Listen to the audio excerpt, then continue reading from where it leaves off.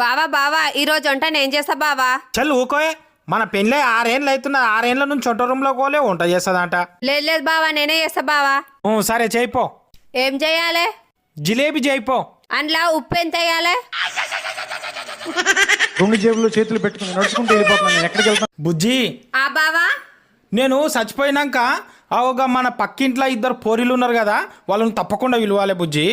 గా పోరీలు ఎందుకు బావా? ఏం లేదు బుజ్జి, మొన్న వాళ్ళ తాత చచ్చిపోయినప్పుడు ఆయనను పట్టుకొని ఏడ్చిరు గందికే.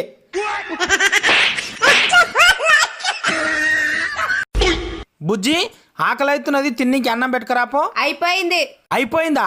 అట్లెట్లా అయిపోతుంది? నిన్ననే షీరిపిమ్మన్నప్పుడు పైసలు అయిపోయినా అన్నావు చూడు, గట్ల అయిపోయింది.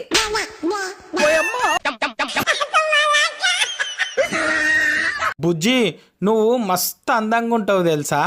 మన గల్లీలో ఉన్న ఆడవాళ్ళు అందరు